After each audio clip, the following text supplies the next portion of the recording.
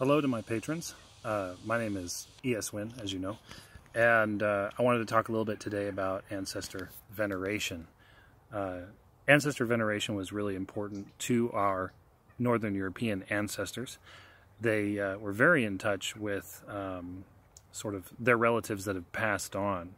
In fact, even the gods, to a degree, were sort of seen as non-physical kin. We can get more into that in another video, but I wanted to talk just a little bit about that whole concept of ancestor veneration and how important it is. Basically, the way you want to look at it is you are the product of some really amazing people. Whether you know it or not, whether you're willing to admit it or not, even if, you know, you look back in your family tree and you go, God, my dad was a real ass, or, oh, my mom was horrible, or something like that. Neither of which is the case in my case. My parents I'm extremely proud of. But there are many people out there who have some real issues with their relatives, especially their memories of their departed ancestors. But I tell you what, there are people in your family tree who you have not met yet that have died decades ago, who have probably reached a level of awareness on the other side that they would be able to understand you and understand your path and support you. I mean, you are one of their descendants after all. It's a very human thing, very living human thing to be judgmental about the decisions or life path stuff of your children. There are people on the other side in your family who you have not reached out to, who you have not met yet, who would respond to you in positive ways. Strong women, strong men, powerful people who had wonderful traits that they brought into play during their lives. All of that is in you, all of that potential, all of that power. And that's what ancestor veneration is about. It's sort of reaching back into the lineage and going, these are the spirits that are out there. These are the spirits that contributed to me becoming who I am. These are the spirits that love me and support me. If you have people in your family tree that are awesome, that you already know, that you want to call upon, I have a few of those, then that is definitely something that you should do as well as part of your daily practice. Myself, I have, one of the things I do is I have an altar at home where I have two different sides to it. I have a side for physical ancestors, which would be people that I know, people from my past, you know, that have contributed to me genetically, and a side of my altar that is for non-physical ancestors, non-physical kin in a sense, and that would be gods and goddesses, that kind of stuff, primarily the Vanir, because that's who I relate to. Anyway, so on the physical side, I've got people that have passed on that I really respect and who I feel who are still around, like my great-grandmother, who I refer to as Granny, Bretta.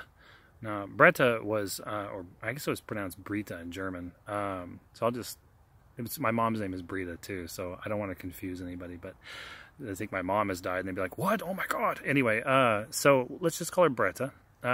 Or Granny. Let's just call her Granny. Anyway, Granny is a powerful force behind the scenes in my life, in my mom's life, and probably in my little sister's life.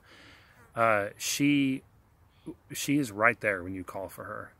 Of all the spirits that I've worked with, Granny is by far the strongest. And I had a strong bond with her as a kid, and that might add to it. You know, we're familiar with each other on that level, just know each other really well. But, you know, I have wonderful experiences I can recount. Like, once I got really sick.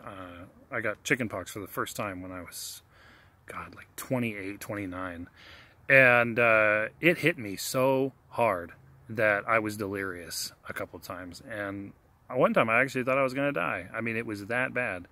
But being stubborn me, I resisted going to the hospital, and I had a vision in sort of a half-waking state of Granny, my great-grandmother, showing up in spiritual form with helpers, sort of these amorphous shapes, And she leaned over me and started doing like energy work on my chest and my face and stuff like that. And she didn't exactly look like my great-grandmother, but she did in a way.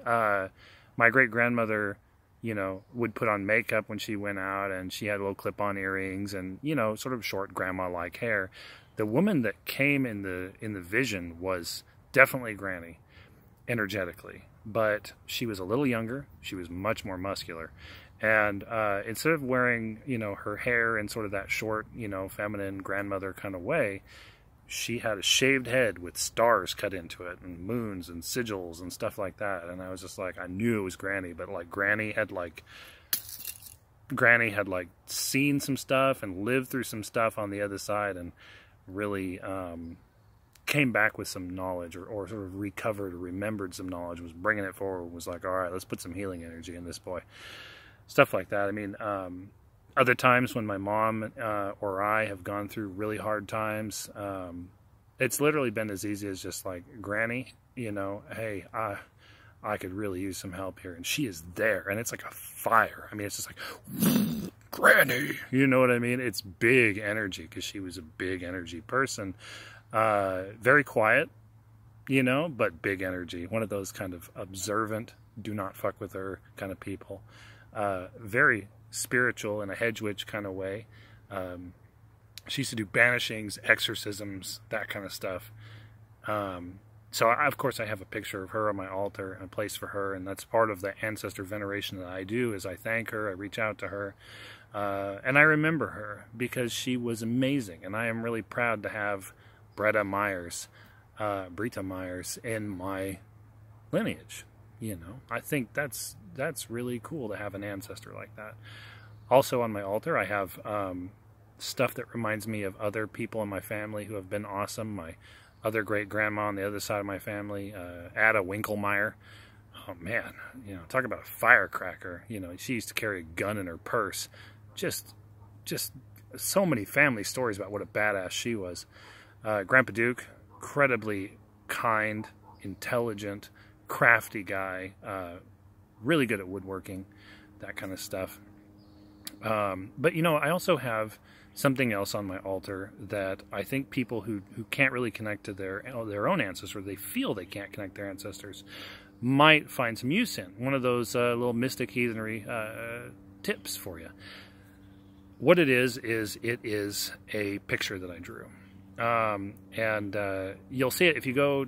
I've uploaded a video to YouTube of my altar as part of a pagan challenge. So look that up and you'll see the picture. But it's a picture of a woman with a welder that's done in sort of a Patrick Nagel style, because I really, really resonate with Patrick Nagel's art style. Just think it's awesome. Anyways, a woman with a welder with like a sort of a welding apron on and a little welding helmet that she's pushed up and all that. And she's beautiful, but badass, strong, you can tell. And to me, that represents all of the female ancestors I don't know who were badasses. All the ones I haven't met yet, all the ones who have contributed to my lineage, who I haven't reached out to yet, who haven't reached out to me. They're represented in that, so that they are honored. And I know that I come from that stock, from those badass people. And, you know, so when I go out into the world and get into a situation where I'm like, all right, I got to face this BS that I'm facing as part of my job in law, and that actually happens quite often. You know, I put on the armor in a sense, you know, like, remember who I am, Valkyrie. And, you know, remember who my ancestors were and are. And that all of that strength is in me. And it's just like, yeah.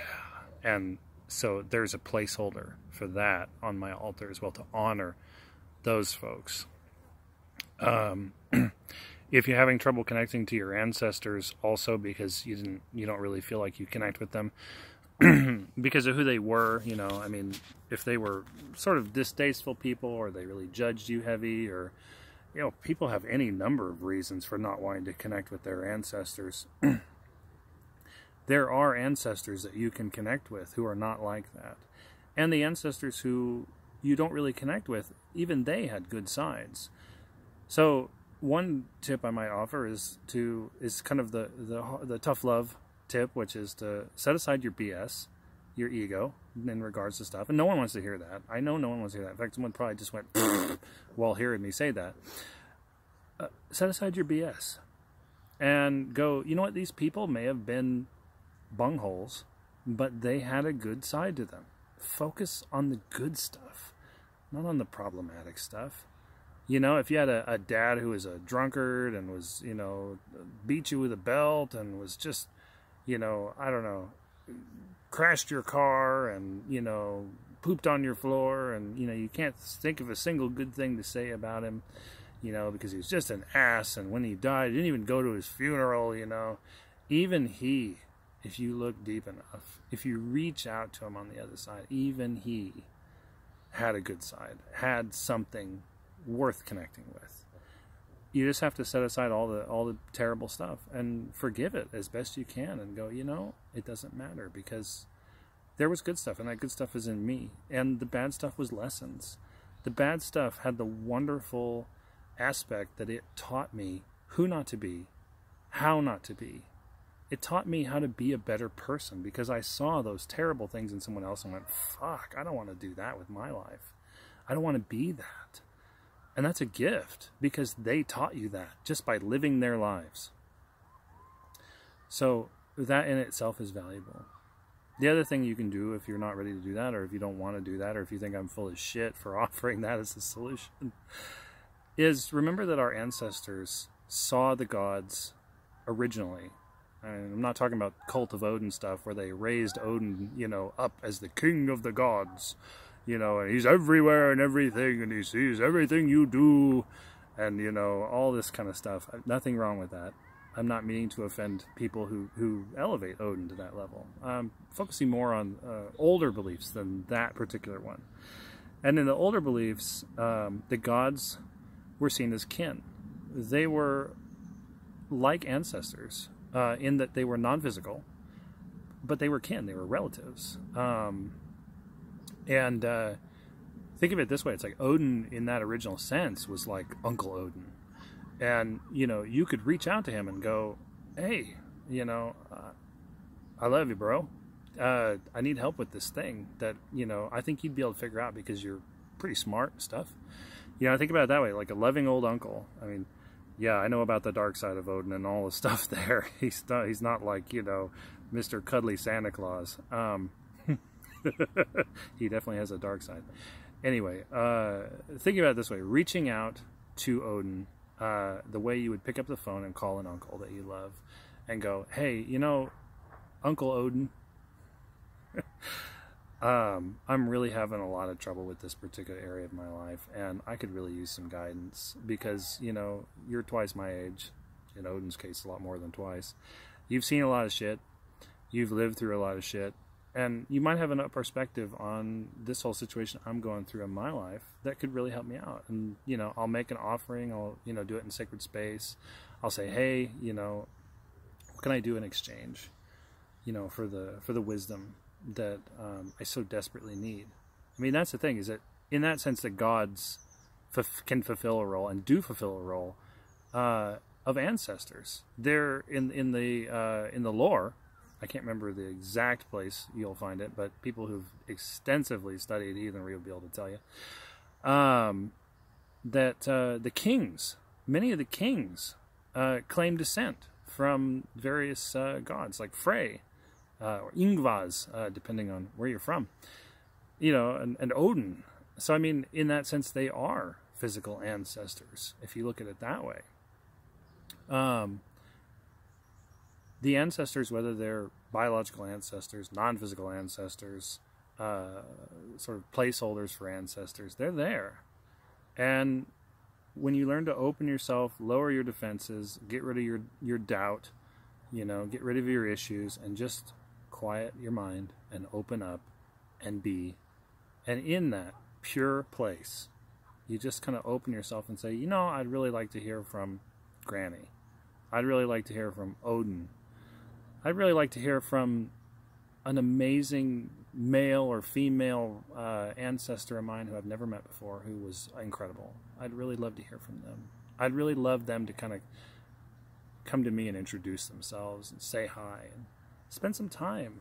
You know, if you do that, they'll come. They always do. So, with that, I'm going to stop there, and I hope you enjoyed this little video. And if you have any questions, of course, send them to me. Put them in comments, that kind of thing. Get them to me. And I may do another video along these lines, addressing some of your questions. And of course, if you have any questions at all on mystic heathenry studies, modern mystic heathenry studies, and the stuff that I'm doing here on the Patreon page, definitely hit me up. Let me know, and if I don't know it, I'll look into it, I'll research it, and I'll get back to you with a perspective on a video. Alright, thank you for watching, and I hope you all have a great day. I'm in Riverbend Park in Rancho Cordova, hanging out with the land spirit that I found here called Vinvinder, which if I haven't already uploaded a video on him at this point, I will soon. Alright, everybody have a nice day. Bye.